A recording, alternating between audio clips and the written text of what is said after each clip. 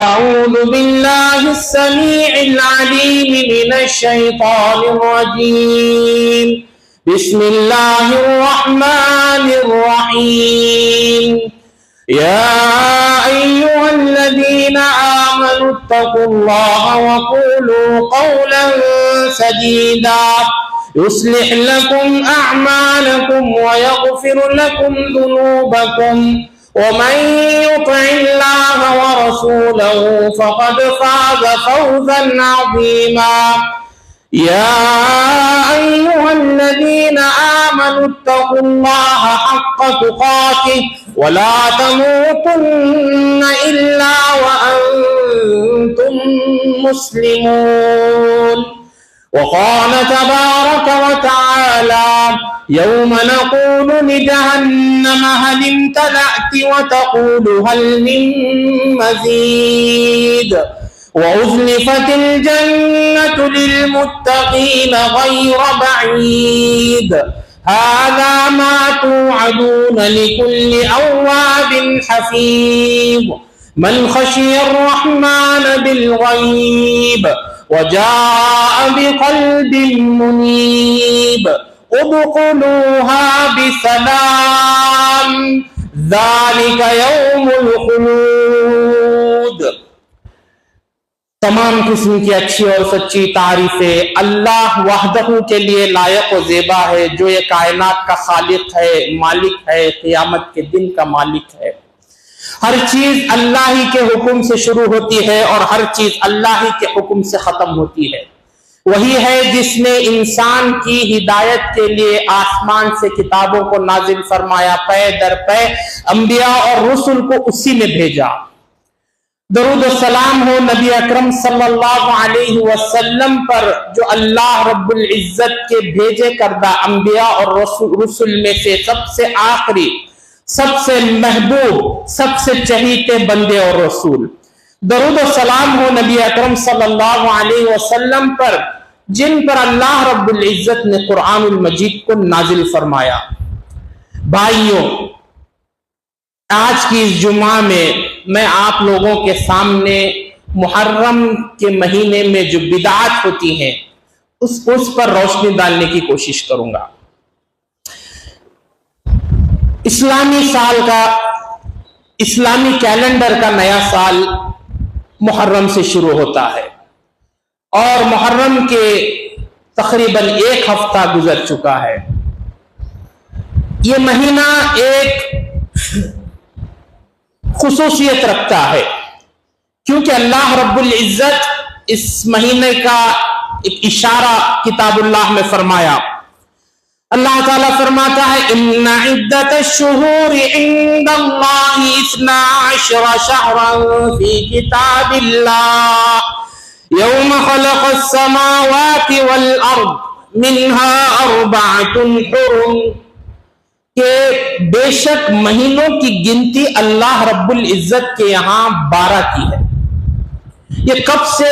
جب سے اللہ رب العزت نے اس کائنات کو پیدا کیا، آسمان اور زمین کو جب سے اللہ نے پیدا کیا، اس وقت سے مہینوں کی گنتی اللہ کے پاس 12 ہی ہے۔ اور یہی بات کا ذکر اللہ رب العزت اپنی کتاب کے اندر بھی کرتا ہے۔ پھر اللہ تعالیٰ فرماتا ہے منہا 4 حرم، یہ 12 مہینوں میں سے 4 مہینے ایسے ہیں جو اور زیادہ حرمت والے، جو زیادہ محترم، عزت والے۔ نبی اکرم صلی اللہ علیہ وسلم قرآن کے اندر یہ 4 مہینے کیا ہے اس کی وضاحت نہیں۔ نبی اکرم صلی اللہ علیہ وسلم نے فرمایا کہ یہ 4 حرمت والے جو مہینے ہیں وہ 3 مہینے ایک ساتھ آتے ہیں۔ وہ کون سے مہینے؟ ذوالقعدہ، ذوالحجہ اور محرم۔ پھر آپ نے فرمایا جو رجب کا مہینہ ہے وہ محترم مہینہ ہے۔ تو یہ 4 مہینے کی جو تخصیص جو آپ نے فرمائی، یہ حدیث کے اندر اس کا ثبوت ملتا ہے۔ تو پتا چلا کہ جس مہینے سے ہم گزر رہے ہیں، یعنی 3 مہینے میں سے ذوالقعدہ گزر گیا، ذوالحجہ گزر گیا، سال بھی ختم ہو گیا۔ یہ نیا سال کا پہلا مہینہ جو محرم اور جو حرمت والا مہینہ، اسی مہینے سے اسلامی کیلنڈر کا سال کا آغاز بھی ہوتا ہے۔ نبی اکرم صلی اللہ علیہ وسلم کے زمانے میں یہ نہیں شروع ہوا، البتہ حضرت عمر رضی اللہ عنہ کے زمانے میں جب آپ نے رجسٹر بنانا چاہا جس کے اندر کیلنڈر تاریخ لکھنی چاہی، تو آپ نے ایک مشورہ لیا اپنے ساتھیوں کے ساتھ جو صحابہ تھے نبی اکرم صلی اللہ علیہ وسلم، ان سے مشورہ لیا کہ اسلامی کیلنڈر کا آغاز ہم کہاں سے کریں گے، اسلامی جو کیلنڈر ہے اس کو تاریخ کو ہم کہاں سے پکڑیں گے۔ ایک تجویز آئی کہ نبی اکرم صلی اللہ علیہ وسلم کی جو ولادت ہے وہاں سے اس کو سٹارٹ کریں گے ہم۔ ایک اور تجویز آئی کہ نبی اکرم صلی اللہ علیہ وسلم کو جب نبوت ملی اس سال سے اسلامی تاریخ کو ہم کنسیڈر کریں گے، لیکن حضرت عمر رضی اللہ عنہ کے دماغ میں یہ بات آئی کہ نہیں، ہجرت جس سال نبی اکرم صلی اللہ علیہ وسلم نے ہجرت کی اس سال سے اسلامی کیلنڈر کا آغاز کریں گے۔ جس سال آپ نے ہجرت کی وہ پہلا سال ہوگا ہجری کیلنڈر کا۔ تو یہ چیز دوسرے صحابہ اس پر متفق ہو گئے اور یہ چیز یہاں سے سٹارٹ ہو گئی۔ اس کی ایک بڑی حکمت یہ بھی ہے کہ ہجرت سے پہلے کی آپ کی زندگی اور ہجرت کے بعد کی آپ کی زندگی میں بہت فرق ہے۔ ہجرت سے پہلے کی زندگی میں مسلمانوں پر ظلم ہوتا تھا، مسلمان دبے ہوئے تھے، دبائے ہوئے گئے تھے، ستائے گئے تھے۔ نبی اکرم صلی اللہ علیہ وسلم کو اپنا وطن عزیز چھوڑ کر وہاں سے نکلنا پڑا، کیوں؟ اپنے دین اور ایمان کی حفاظت کی خاطر۔ اور جیسے ہی آپ نے مدینے کو ہجرت کر کے پہنچ گئے، وہاں سے اللہ کے فضل اور کرم سے اسلام کو سربلندی حاصل ہوئی۔ اسلام کے اندر فوج در فوج لوگ آتے گئے اور اسلام کو مستحکم اور مضبوط بنایا گیا۔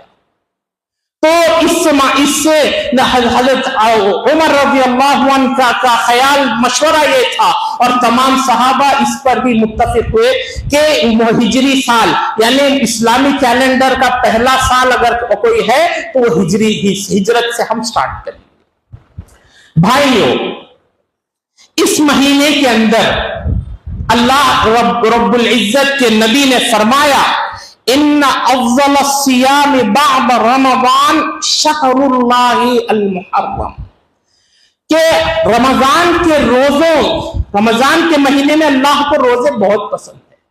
اگر رمضان کو ہٹا کر کسی اور مہینے میں اگر اللہ تعالیٰ کو سب سے زیادہ روزے رکھنا پسند ہے تو وہ شہر اللہ کا مہینہ محرم ہے۔ تو آپ نے اس مہینے کو شہر اللہ کا قرار دیا۔ اس سے ہرگز یہ مطلب نہیں کہ باقی کے 11 مہینے اللہ کے نہیں، ایسی بات نہیں، باقی کے 11 مہینے بھی اللہ کے، لیکن اس کو زیادہ فضیلت دینے کے لیے، اس کو زیادہ محترم بنانے کے لیے اللہ کی طرف منسوب کر دیا گیا شہر اللہ کا مہینہ محرم۔ قرآن کے اندر ایسی بہت ساری مثالیں ملتی ہے۔ اللہ تعالیٰ فرماتا ہے ناقۃ اللہ، یہ اللہ کی اونٹنی ہے۔ ہر قسم کی جاندار اللہ ہی کی، اس کائنات کے اندر جتنے بھی جاندار چیزیں ہیں جو بے جان ہے، ہر چیز اللہ تعالیٰ کی ہی ہے، لیکن پھر بھی تمام اونٹنیاں تو اللہ کی ہے، پھر بھی اللہ تعالیٰ مخصوص کہتا ہے کہ یہ اللہ کی اونٹنی ہے، تو یہ اونٹنی کی عزت بڑھانے کے لیے۔ اسی طریقے سے کعبے کو اللہ تعالیٰ نے فرمایا بیت اللہ کا گھر، ہر مسجد اللہ کا گھر ہے، لیکن کعبے کو اللہ تعالیٰ نے خصوصیت کے ساتھ بیان فرمایا اللہ کا گھر۔ کتاب اللہ، تمام کتابیں اللہ ہی کی ہے، لیکن قرآن کو اللہ نے فرمایا یہ کتاب اللہ کی طرف اس کی نسبت کر دی گئی، تو اس کا مقام اور بڑا ہے، بلند ہے، بتانے کے لیے ایسا کیا جاتا ہے۔ ٹھیک اسی طریقے سے مہینوں کے اندر نبی اکرم صلی اللہ علیہ وسلم نے فرمایا یہ محرم جو ہے شہر اللہ کا مہینہ محرم۔ جب آپ صلی اللہ علیہ وسلم ہجرت کر کے مدینے کو آئے تو آپ نے دیکھا کہ یہودی لوگ محرم کی جو 10 تاریخ ہے جس کو یوم عاشورہ کہا جاتا ہے، اس دن کا بڑا اہتمام کیا کرتے تھے، اس دن روزہ رکھا کرتے تھے، عبادت کیا کرتے تھے۔ آپ نے فرمایا ایسا آپ کیوں کرتے ہو؟ تو یہودیوں نے فرمایا کہ آج ہی کا وہ دن ہے جس دن کے اللہ رب العزت نے یہودیوں کو موسیٰ فرعون جیسے جابر، فرعون جیسا بادشاہ سے نجات اللہ تعالیٰ نے۔ عاشورہ کا ہی وہ دن تھا جس کے اندر اس شخص کا غرور کچلا گیا، اس شخص کا گھمنڈ توڑا گیا جو اپنے آپ کو انا ربکم الاعلی کہا کرتا تھا، میں ہی تمہارا مالک ہوں، میں ہی تمہارا رب ہوں کہتا تھا۔ اس کو اللہ تعالیٰ نے مٹی میں ملایا، اس کے غرور کو اللہ نے کچلا، تو اس کی شکر گزاری کرتے ہوئے، اس کو اس موقع کو یاد کرتے ہوئے یہودی اس عاشورہ کے دن روزہ رکھا کرتے۔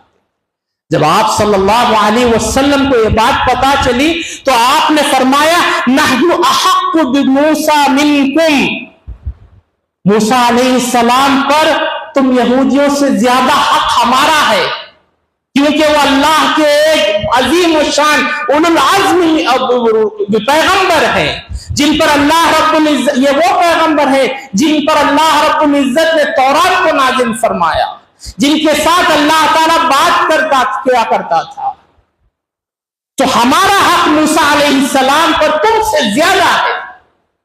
تو آپ نے فرمایا وَأَمَرَ بِصِيَامِهِ فَصَامَهُ، آپ نے اس دن کو روزہ رکھنا شروع کر دیا۔ وَفَأَمَرَ بِصِيَامِهِ، خود روزہ رکھتے اور لوگوں کو بھی اس روزہ رکھنے کا حکم آپ کیا کرتے۔ رمضان کے روزے فرض ہونے سے پہلے آپ صلی اللہ علیہ وسلم محرم کے اندر یا عاشورے کے روزے کا بڑا اہتمام کیا کرتے تھے۔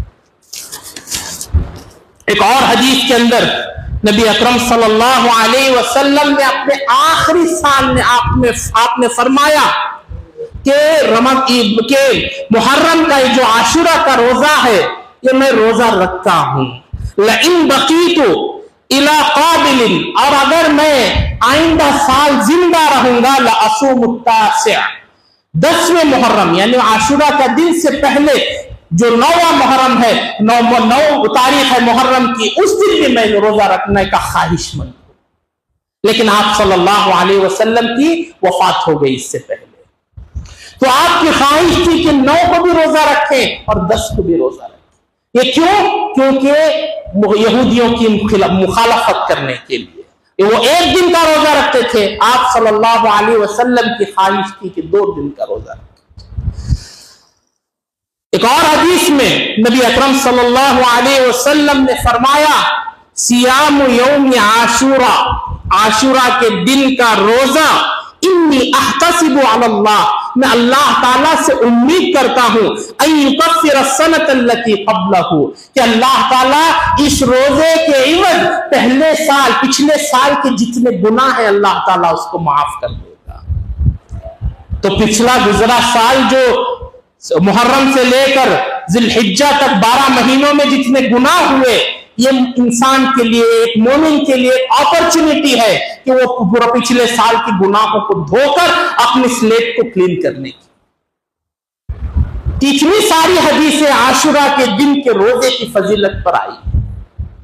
میرے بھائیوں، یہ رہی سنتیں اس مہینے کے تعلق سے یا 10ویں دن 10 محرم کے تعلق سے، یہ تمام چیز سنتیں، لیکن ان سنتوں کو ہٹا کر آج ہم معاشرے میں دیکھتے ہیں طرح طرح کی بدعتیں رائج ہو چکی۔ اس مہینے کو ماتم کا مہینہ کہا جاتا ہے، اس مہینے کو غم کا مہینہ کہا جاتا ہے۔ بہت سارے مسلمان جو شیعہ نہیں ہیں، غیر شیعہ مسلمان بھی اس مہینے کے اندر شادیاں نہیں کرتے، اس مہینے کے اندر کسی اچھے کام کا آغاز نہیں کیا کرتے۔ کیوں؟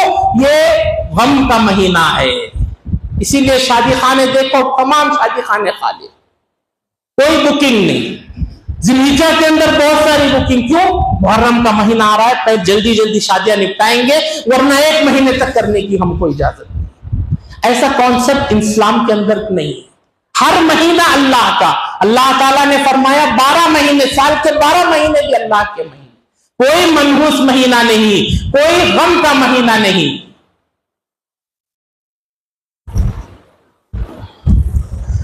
کیوں اس کو غم کا مہینہ مانا جاتا ہے؟ 60 ہجری میں، یعنی اللہ کے رسول کے انتقال ہونے کے 50 سال بعد آپ صلی اللہ علیہ وسلم کے نواسے حسین بن علی رضی اللہ عنہ، ان کی شہادت اس مہینے کے اندر.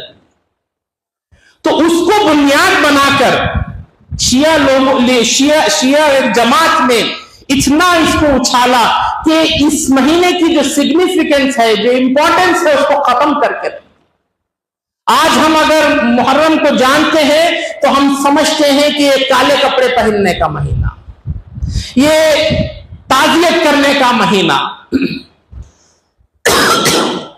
اپنے گریبانوں کو چاک کرنے کا مہینہ، طرح طرح کے نعرے لگانے کا مہینہ. نعوذ باللہ، شریعت اسلام سے اس کا کوئی کنیکشن نہیں. عاشورہ کی جو فضیلت ہے وہ موسیٰ علیہ السلام کے زمانے کی فضیلت ہے. جو آج کے زمانے میں جو ہم سمجھتے ہیں عاشورہ کو، اس کا کوئی کانسیپٹ اسلام کے اندر. نبی اکرم صلی اللہ آپ صلی اللہ علیہ وسلم کے نواسے کا قتل اس مہینے کے اندر ہوا. آپ صلی اللہ علیہ وسلم کے اہل بیت سے ہم سب کو محبت ہے، ہم سب کو محبت ہے، عقیدت ہے. کیوں؟ یہ نبی کا خاندان ہے، یہ اس شخص کا خاندان ہے جس کو اللہ رب العزت نے اپنا محبوب بنایا. یہ اس شخص کا خاندان ہے جس کی بیٹی کو اللہ نے جنت کی عورتوں کی سردار بنایا. یہ اس شخص کا خاندان ہے جس کے داماد علی رضی اللہ عنہ کو اسد اللہ کا لقب ملا، خیبر کا دروازہ اکھاڑ کر پھینکنے والا. یہ ایسی فیملی، بڑی عظیم فیملی اسلام کے اندر. آپ کی فیملی سے بڑھ کر کوئی فیملی نہیں. آپ کی فیملی کا ہر فرد معزز، ہر فرد بڑے مقام پر رہنے والا. نبی اکرم صلی اللہ علیہ وسلم کے زمانے میں آپ کے ایک اور نواسے کا انتقال ہوا، زینب رضی اللہ عنہ کے بیٹے. جب ان کے انتقال کا وقت قریب آیا، بہت بیمار تھے، آپ صلی اللہ علیہ وسلم کو بلا بھیجا گیا. آپ صلی اللہ علیہ وسلم وہاں پہنچے. پہنچنے سے پہلے آپ نے پیغام دے کر بھیجا، بیٹی زینب صبر کرو، یہ اللہ کی طرف سے آزمائش ہے. جب انتقال ہو گیا، ایسی خبر آئی، آپ صلی اللہ علیہ وسلم نے ایک پیغام دے کر بھیجا. ہر انسان کو اپنے جب چہیتے لوگ دنیا سے رخصت ہو جاتے ہیں، اس کا لحاظ رکھنا چاہیے. آپ نے فرمایا فَإِنَّ لِلَّهِ مَا أَعْطَى، اے بیٹی زینب، جو چیز تیرے سے چھن گئی ہے وہ اللہ ہی کی عطا کی گئی چیز تھی. وَلَهُ مَا أَخَذَ، اور جو اللہ کی چیز تھی اللہ نے اس کے موقع پر، اس کے ٹائم پر اس کو لے لیا. پھر آپ نے فرمایا فَكُلُّ شَيْءٍ عِنْدَهُ بِعَجَلٍ مُّسَمًّى، ہر چیز کا، ہر جاندار چیز کا ایک ٹائم ہے. وہ ٹائم ختم ہونے کے بعد انسان کو اس دنیا سے جانا ہی ہے. فَلْتَصْبِرْ وَلْتَحْتَسِبْ، بیٹی کو نصیحت کرتے ہوئے فرماتے ہیں اے بیٹی صبر کر، اللہ تعالیٰ اس صبر کا بھی تجھے اجر دے. یہ ایک لیسن ہے ہر مومن کے لیے. جب بھی ہمارے والدین کا انتقال ہو جائے، بھائی کا انتقال ہو جائے، دوست کا انتقال ہو جائے، بیوی کا انتقال ہو جائے، یہ تعلیم ہمارے سامنے ہمیشہ آنی چاہیے. فَلْتَصْبِرْ وَلْتَحْتَسِبْ.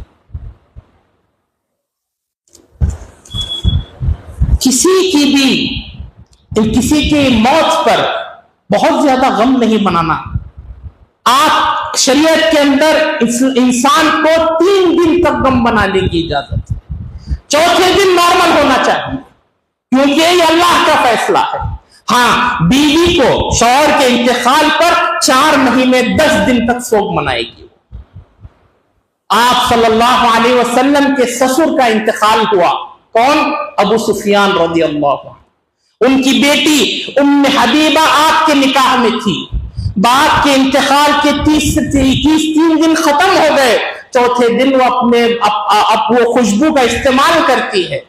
لوگ فرماتے ہیں، کہنے والے کہتے ہیں ابھی تو آپ کے والد کا انتقال ہو کر 3 دن بھی نہیں گزرے، آپ اپنے جسم پر پرفیوم لگا رہی ہیں، زیب و زینت اختیار کر رہی ہیں۔ آپ فرماتی ہیں کیا آپ نے نبی اکرم صلی اللہ علیہ وسلم کی بات نہیں سنی جس میں آپ نے فرمایا کہ کسی بھی شخص کا سوگ یا کسی بھی شخص کے چلے جانے کا غم 3 دن سے زیادہ نہیں منانا چاہیے۔ میرے بھائیوں، آپ صلی اللہ علیہ وسلم کا بیٹا ابراہیم، ان کی وفات ہوئی، نبی اکرم صلی اللہ علیہ وسلم وفات کا وقت قریب آیا تو پہنچتے ہیں، بیٹے کو اپنے ہاتھ میں لیتے ہیں۔ آپ صلی اللہ علیہ وسلم کے 2 اور بیٹے آپ صلی اللہ علیہ وسلم کی زندگی میں رخصت ہو گئے تھے۔ بیٹے سے بڑی محبت ابراہیم سے۔ بخاری کی حدیث میں آتا ہے وَنَفْسُهُ يَتَقَحْقَحُ، بچہ ہچکیاں لے کر سانس پھول رہی تھی، باپ کے ہاتھ میں، رسول اللہ کے ہاتھ میں بچہ ہے۔ آپ سے دیکھا نہیں گیا بچے کی، ہر باپ کو، ہر والدین کو اپنے بچوں سے محبت ہوتی ہے۔ چھوٹا بچہ، نبی اکرم صلی اللہ علیہ وسلم کی آنکھیں بھر آتی ہیں، آپ صلی اللہ علیہ وسلم کی آنکھیں بھر آتی ہیں، آپ کے ہاتھ میں بچہ دم توڑ دیتا ہے۔ آپ فرماتے ہیں انتقال ہونے کے بعد ان العین تدمع، بے شک آنکھیں روتی ہیں، کیونکہ آپ بھی ایک انسان تھے، آپ کے دل میں بھی درد تھا، آپ کو بھی اپنی فیملی سے محبت تھی جیسے ہم لوگوں کو ہے، آپ کو بھی اپنے اہل خاندان کی تکلیف سے آپ کو بھی تکلیف ہوتی تھی، یہ انسانی تقاضا ہے۔ آپ فرماتے ہیں ان العین تدمع، بے شک آنکھیں روتی ہیں، والقلب یحزن، اور دل غم زدہ ہوتا ہے۔ وَلَا نَقُولُ إِلَّا مَا يَرْضَى رَبُّنَا، لیکن ہم وہی بات اپنی زبان سے نکالیں گے جس سے ہمارا رب راضی ہوتا ہے۔ ایسا کوئی جملہ ہم نہیں نکالیں گے جس سے اللہ رب العزت کی ناراضگی لازم آئے۔ پھر آپ فرماتے ہیں وَإِنَّا بِفِرَاقِكَ يَا إِبْرَاهِيمُ لَمَحْزُونُونَ، اے میرے پیارے بچے ابراہیم، تمہارے جانے سے ہمیں بڑی تکلیف ہو رہی ہے، ہمارے دل غمزدہ ہیں۔ میرے بھائیوں، آج کتنے گھروں میں ایسی باتیں ہمیں سننے کو ملتی ہے کہ اتنا جلدی کیوں اللہ اٹھا لیا، میری عمر اس کو دے دینا چاہیے تھا، ایسی کئی قسم کی باتیں۔ تو اسلام کے اندر غم منانے کا بھی سلیقہ، ہر چیز کا سلیقہ، اور سمپل ریلیجن، غم بھی منانا ہے تو شریعت کے دائرے میں، نبی کا اسوہ اپنا کر غم منانا چاہیے۔ ایسا کوئی جملہ نہ نکلے جس سے اللہ رب العزت ناراض ہو جائے۔ لیکن یہ مہینے کے اندر ہم کتنے ایسے نعرے سنتے ہیں، اے حسین ہم نہ رہے، ہم نہ رہے، کتنے ایسے نعرے جس سے شریعت کا کوئی تعلق نہیں۔ ہاں، حضرت حسین رضی اللہ عنہ ایک بڑی پرسنالٹی اسلام کے اندر ہے، لیکن یہ وہ غم ہے جو 1400 سال سے کنٹینیو ہو رہا ہے، صرف حسین رضی اللہ عنہ کا غم۔ اس سے پہلے اسی مہینے کے اندر 1 تاریخ کو، محرم کی 1 تاریخ کو، دوسرے خلیفہ امیر المومنین عمر بن الخطاب رضی اللہ عنہ کو نماز کی حالت میں چاقو بھونک کر مار دیا گیا۔ لوگوں کو ان کی تاریخ وفات تک یاد نہیں، اور ان کا غم کوئی نہیں مناتا۔ اس سے پہلے کی مکہ مہینہ 17 ذی الحجہ کو ایک اور خلیفہ، تیسرے خلیفہ نبی اکرم صلی اللہ علیہ وسلم نے اپنی 2 بیٹیاں ان کو نکاح میں دی تھی۔ ایسی شخص کا قتل ہوتا ہے، لوگوں کو ان کی تاریخ وفات تک یاد نہیں۔ کتنے سارے صحابہ کا انتقال، کتنے سارے صحابہ کا قتل کیا گیا ہے، شہید کیا گیا ہے، لوگوں کو تاریخ یاد نہیں۔ میرے بھائیوں، تمام صحابہ جو قربانیاں کی ہیں اس کا ہم اس کو سوچ بھی نہیں سکتے۔ نبی اکرم صلی اللہ علیہ وسلم اپنے دونوں نواسوں کے تعلق سے فرمایا ان الحسن والحسین سیدا شباب اہل الجنہ، حسن اور حسین دونوں میرے جو نواسے ہیں یہ جنت کے سردار ہیں۔ ایک بڑا المیہ یہ بھی ہے اس مہینے کا کہ اس مہینے کی 10 تاریخ کو جیسا میں نے کہا 60 ہجری میں ایک واقعہ پیش آیا جو انسان کی تاریخ یعنی ایک ایمان والے کے رونگٹے کھڑے ہو جاتے ہیں۔ اسی مہینے کی جو 10ویں تاریخ کو حسین بن علی رضی اللہ عنہ کا قتل بڑے دردناک انداز سے آپ کا قتل کر دیا گیا۔ آپ کی کئی ساری ڈیمانڈز، آپ گروہ کے ساتھ لڑنا نہیں چاہتے تھے، کوفہ والے آپ کو خط لکھ کر بلاتے ہیں، ان کی باتوں میں آ کر آپ رضی اللہ عنہ وہاں جاتے ہیں۔ جب وہاں پہنچتے ہیں تو تمام لوگ ان کے ساتھ کھڑے ہونے کے بجائے ان کے اگینسٹ کھڑے ہو جاتے ہیں، اور آپ 3 کنڈیشنیں، یہ بہت بڑا واقعہ ہے، جمعہ کے اندر اس کو بیان کرنا آسان نہیں ہے، 2 باتیں آپ کے سامنے رکھوں گا۔ آپ 3 کنڈیشنز رکھتے ہیں کہ مجھے مدینے واپس جانے دے دو۔ جو اب عبید اللہ بن زیاد کے لوگ ہیں وہ نہیں مانتے، نہیں آپ کو یہ نہیں، ہم یہ کنڈیشن نہیں مان سکتے۔ دوسری کنڈیشن آپ یہ دیتے ہیں کہ مجھے کسی سرحد پر چھوڑ دو، بارڈر ایریا میں چھوڑ دو، میں وہاں لڑائی کر کے اپنی زندگی میں جب تک میں حیات ہوں حکومت کے امور کے اندر میں دخل اندازی نہیں کروں گا، وہیں میں ختم ہو جاؤں گا۔ یہ بھی کنڈیشن کو ایکسپٹ نہیں کرتے۔ تیسری کنڈیشن وہ یہ رکھتے ہیں اگر تم چاہتے ہو کہ میں یزید کے ہاتھ بیعت کر لوں تو مجھے یزید کے پاس لے کر جاؤ، میں اس کے سامنے کھڑے ہو کر بیعت کروں۔ تو یہ کنڈیشن بھی نہیں مانتے۔ تو ایک جنگ ہوتی ہے 3 دن کے بعد، یعنی 7 محرم یا 8 محرم کو یہ جنگ چھڑتی ہے، 10 محرم کو آپ کا قتل ہو جاتا ہے۔ آپ کے قتل کے بعد آپ کی باڈی سے آپ کا سر کو الگ کر دیا جاتا ہے، باڈی کو وہیں دفنا دیتے ہیں، اور آپ کا سر عبید اللہ بن زیاد کے پاس پیش کیا جاتا ہے۔ تو جب آپ کا سر عبید اللہ بن زیاد کے پاس پیش کیا جاتا ہے، وہ آپ کے سر کے ساتھ بڑی بے حرمتی کرتا ہے۔ صحابی رسول انس بن مالک رضی اللہ عنہ وہاں موجود ہوتے ہیں اور کہتے ہیں اے عبید اللہ تم اللہ سے ڈرو، یہ وہ چہرہ ہے جس کو نبی اکرم صلی اللہ علیہ وسلم بوسہ دیا کرتے تھے، یہ وہ چہرہ ہے جس کے سر پر نبی اکرم صلی اللہ علیہ وسلم کا ہاتھ ہوا کرتا تھا، یہ وہ چہرہ ہے جس کو دیکھ کر نبی اکرم صلی اللہ علیہ وسلم خوش ہو جاتے تھے، یہ وہ چہرہ ہے جس کو دیکھ کر نبی اکرم صلی اللہ علیہ وسلم ایک مرتبہ منبر پر تھے، منبر سے اتر کر حسن اور حسین کو لپٹ جاتے ہیں اور کہتے ہیں بے شک امال اور اولاد ایک بڑی آزمائش ہے، ایسے چہرے کے ساتھ ایسی شخصیت کے ساتھ تم ایسی بے حرمتی کر۔ ایک تاریخ کا ایک بہت ہی بلیک چیپٹر ہے یہ۔ جن لوگوں نے حسین رضی اللہ عنہ کی قتل کے اندر شامل ہیں، اللہ تعالیٰ ان سے نپٹ لے گا۔ ہم کو چاہیے کہ اس واقعے کے تعلق سے غلط باتیں شیئر نہ کریں، غلط چیزوں کو پھیلائیں مت، جتنا علم آپ کے پاس ہے اس کو حاصل کریں، صحیح سچائی کیا ہے اس کو جاننے کی کوشش کریں، اور اگر اس واقعے کو آپ نہیں بھی جانیں گے تو آپ کے ایمان کے اندر کمی نہیں آئے گی۔ جیسا ہم ابو بکر صدیق رضی اللہ عنہ کے قتل کو ہم نہیں جانتے، عمر رضی اللہ عنہ کی شہادت کے بارے میں ہم کو زیادہ علم نہیں، عثمان غنی رضی اللہ عنہ کی شہادت کے بارے میں ہمیں زیادہ علم نہیں، اس کے باوجود بھی ہم ایک مومن ہیں، ایمان والے ہیں۔ ویسے ہی اگر اس چیپٹر کے اندر بھی اگر آپ کے پاس علم نہیں پھر بھی آپ مسلمان رہیں گے، ایمان والے رہیں گے۔